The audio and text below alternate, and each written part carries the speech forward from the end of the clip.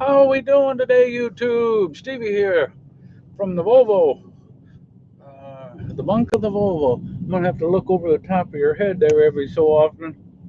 See if my red light's on. I'm getting loaded. I mean, my red light's on. No, see if my green light's on. Green light's when I'm loaded. Anyway, this just a quick stream. I haven't been doing any for a while. Sorry about that. Um, and today's topic is. Let me take them glasses off so I don't glare at you. Today's topic is political certainty. And something I've noticed over the last 4 or 5 weeks, especially with this war in Ukraine, Russia and Iran, is when you turn on your news and you try to get a sense of what's happening over there, the facts on the ground, and just what we know or we're trying to learn to be informed. How how certain all these pundits are of things. As most of you political watchers did, I watched the news uh, a lot and try to be informed.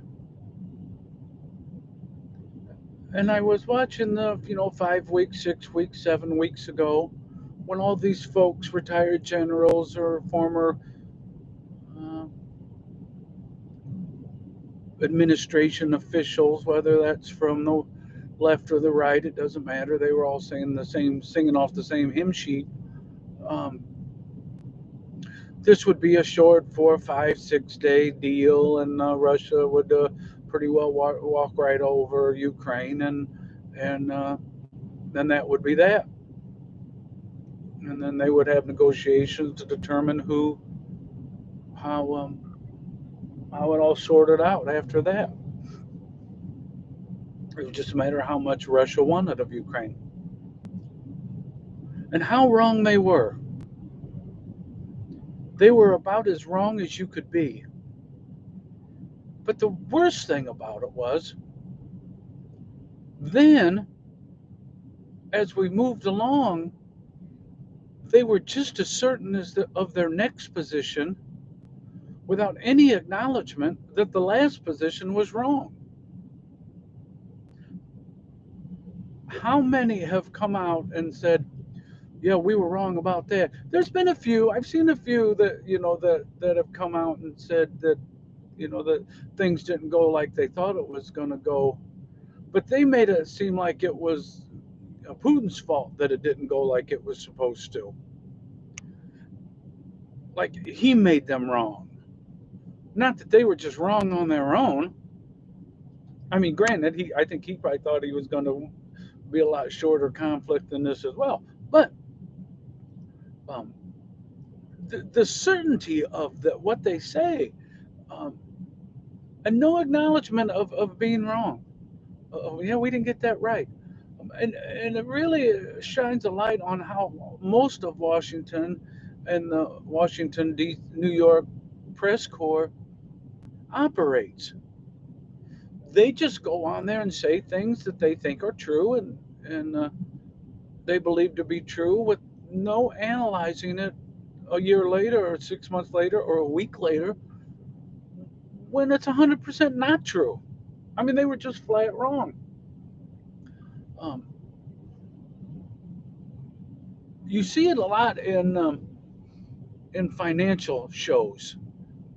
You'll see these analysts come on, and they're, I mean, they are absolutely certain that the market's going to do this, and this is why it's going to do it, and and that's the way it is. And then the market comes out and does the exact opposite, and they're on there at noontime explaining why the market did the exact opposite, with no acknowledgement that they were wrong to begin with. And just like, oh yeah, that's why it's happened. We knew that's why it was going to happen. Yeah. Like, wait a minute, you just told me this morning that the market's going to be firmed up because all these, or whatever the direction, no matter which direction it goes, And I mean, they're like weathermen. The newsmen have become weathermen. Well, yeah, we thought, that's not what it was. Yeah, we thought it was going to be this, but it wasn't.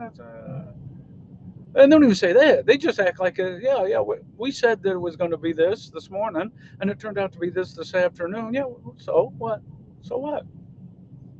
With the same amount of certainty, and they know they've got all the answers. If I see one more general on the news, retired general, telling me how this war is going to go because of whatever reason, it's crazy. They don't have a clue. And these are the people that are making policies for the future in these think tanks and whatnot. It's terrible. They don't have a clue what's going on. But look, see if that was something important chirping in on me there. It was not. Weeble telling me to invest in some IPOs. Um, Crypto's dead, right? This is what I've heard. Crypto's dead. And going to be rough sledding for crypto. The president signed something that's going to be horrible for crypto. Um, I looked at my Shiba Inu today. It spiked up 10% today. Most of it in just the last few minutes. Who knows why? I didn't dig into it to see why. Um, I've been working this morning. I haven't had a chance to really do a lot of that kind of research, um, but we got to really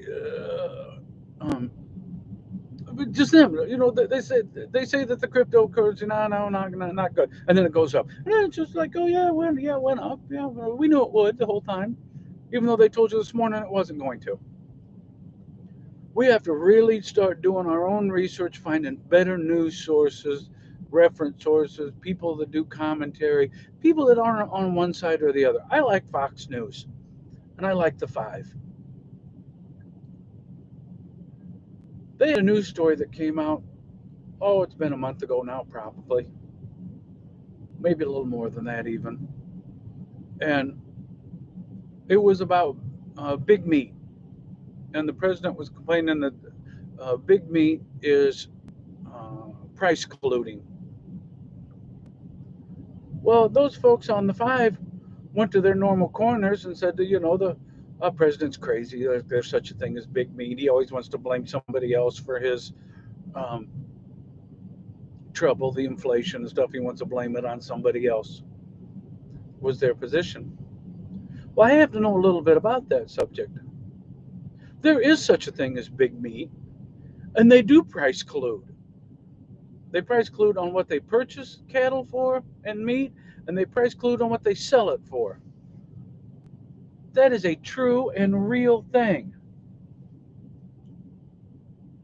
So, but it wasn't the line that a normal, a conservative would take. Conservative wouldn't come out and say, "Yeah, the president's right about this." That's not.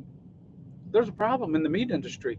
When four packers own 80% of the meat processing in this country, and two of those four are foreign owned, one from Brazil and one from China, that's a problem.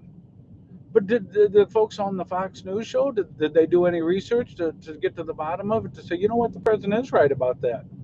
And no, they went to their corners. And the Democrats do the same thing, whether it's big oil or whether it's not. Republicans like to defend big oil. Big oil is no big friend of the American people. I mean, they provide us with an incredible product that we do a lot of things with. But to say that they're sure aren't saints, um, I mean, I'm glad they're there, and I drive truck, and I burn a lot of fuel. But I tell you what, this fuel price will go up a lot faster than it goes down. So they would talk about price gouging. Do they price gouge on the way up? No.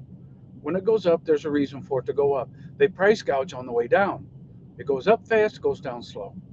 That's where the price gouging comes in. And but do you get an honest report on that? No. Um, Lindsey Graham's a moron. He comes out and says that he wishes that somebody would put a hit out on Vladimir Putin. All right, that's not a real bright thing to say. Even though it may be true, we may wish that. That's not something the senators should be saying. But does the right-wing media say much about it? Not really. I mean, they mention it, but not with any kind of fervor. Biden comes out and says we need regime change in Russia, and the right's having a fit, like a catastrophe just happened. Um, we do want regime change in Russia. What Biden said wasn't a lie. It was dumb. He shouldn't have said it. Um, that's, as they say, he said the quiet part out loud. Well, why did he say that? He said that because he's in the early stages of being incredibly old. He should have never had that job. Never. He wasn't capable. He may have been capable a long time ago, but he's not capable now. And um, he's not capable now of doing it. And anyone with any honest assessment, even from the outside, a lot of miles away, can see that. Um, but the Democrats, media, they can't admit that. Because if they did, they would have to answer the next question. And the next question is, well, when did you know that he wasn't competent? We knew back in the primaries he wasn't. That's why we let him hide in the basement, didn't ask him any hard questions. This media is done more to destroy America than any foreign adversary. And it's the American people's fault for letting them do it. The American people need to stand up and take our country back. And that doesn't mean people on the right or people on the left. We have much more that we agree on than we disagree on. American values are American values, regardless of which side of the aisle you're on. And I think that the media, I don't understand them. They're so one-sided, and it doesn't matter which side it is. They're one-sided on that side. But anyway, that's just a little short blurb today, 12 minutes. Oh, I talked too long anyway. I'm about done getting loaded here, so I'm going to have to strap my load down. So, Stevie from the Volvo, God bless everybody. And we'll talk again soon. I'll try not to wait so long before I do one of these, before I chat with you again. But God bless. We'll talk again soon.